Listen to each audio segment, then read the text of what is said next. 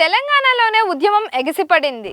ఇక్కడి నుంచే దేశవ్యాప్తంగా సాయుధ ఉద్యమం వ్యాప్తి. ఈ గడ్డపైన బలోపేతమైన నక్సలైట్ పోరాటం. ఉద్యమానికి ఊపిర్లూదిన జగిత్యాల జైత్రయాత్ర. మావోయిస్టు పార్టీకి న్యాయకత్వము ఇక్కడి నుంచే. చివరకు ఎగిసిన చోటే ముగిసే దశకు.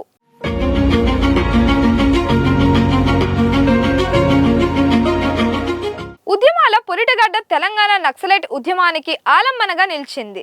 సాయుధ పోరాటం నుంచే విప్లవ లక్షణాలు పునికి పుచ్చుకున్న తెలంగాణ సమాజం చారు మంజుదార్ స్థాపించిన తిరుగుబాటు పార్టీ సిపిఐను అన్నలు అంటూ సహజంగానే ఆహ్వానించింది. అసమానతలు అణచివేతలను ధిక్కరించి జగిత్యాల జైత్రయాత్రకు దండు కట్టింది. ఆ జగిత్యాల రైతు కూలీ సభ అజ్ఞాత పార్టీకి కొత్త జవసత్వాలను అందించింది.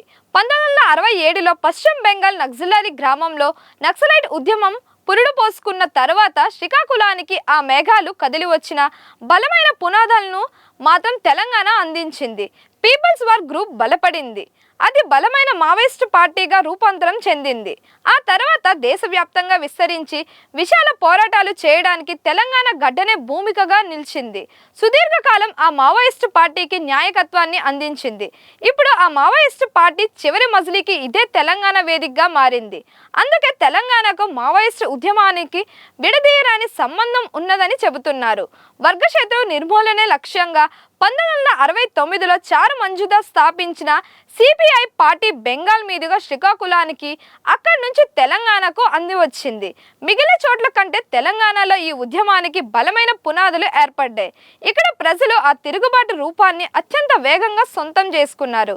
వ్యూహకర్తలు న్యాయకత్వాన్ని తెలంగాణ అందించింది. 1978లో నిర్వహించిన జగిత్యాల జైత్రయాత్ర తెలంగాణకు ఒక కుదుపు కుదిపింది. మారుమూల గ్రామాల నుంచి కాలినడక, ఎడ్ల బండ్లు, ఇతర రాత్రాలపై సర్ది కట్టుకొని మరి సాధారణ ప్రజలు తరలి వచ్చారు. ఇక్కడ నిర్వహించిన సభలో ముప్పాల లక్ష్మణరావు, శీలం నరేష్, లలిత, కిషాన్జీ, మల్లా రాజిరెడ్డి, సాహు, వరవర్రావు, గద్దర్ సహా ఎందరో మామూలుగా పాల్గొని వారి ప్రసంగాలతో ఉత్తేజపరిచారు. ఆ మీటింగ్ ఎంత సక్సెస్ అయ్యిందంటే తాజాగా లొంగిపోయిన మావోయిస్ట్ అగ్రనేత దేవ్జీ పైన దాని ప్రభావం ఉన్నది. ఆర్ఈసీ, కేయు, ఓయు వంటి విద్యా సంస్థల నుంచి విద్యార్థులు అప్పటి ఉద్యమ వాతావరణంతో ప్రభావితులయ్యారు. కొండపల్లి సీతారామయ్య ఇచ్చిన గ్రామాలకు తర్లండి పిలుపుతో గ్రామీణ సమాజానికి పోరాట ప్రకంపనలు తాకాయి. అప్పటి తీవ్ర అసమానాలతో అల్లాడిన ప్రజలు అన్నలను హక్కును చేర్చుకున్నారు. తిరుగుబాటు లక్షణాలను ఈ ఉద్యమం ప్రోది చేయగా తెలంగాణ ఉద్యమానికి అవి దోహదపడ్డాయి. 1972లో మంజుదార్ మరణం తర్వాత సిపిఐ పార్టీ ముక్కలై మళ్ళీ కలవడానికి సిఓసి ఏర్పడింది. సిఓసి నుంచి వేరుపడి కొండపల్లి సీతారామయ్య సారథ్యంలో ఏర్పడిన పీపుల్స్ వార్ అన్నిటికల్లా పవర్ఫుల్ గ్రూప్ కేఎస్ నేతృత్వంలో పటిష్టమైన మిలిటరీ శక్తిగా పరిణమించింది. దండకారణ్యానికి వ్యాపించింది. ఆ తర్వాత ముప్పాల లక్ష్మణరావు సారథ్యంలో దేశవ్యాప్త సాయుధ గ్రూపులు ఒకే పార్టీ కిందకి వచ్చాయి.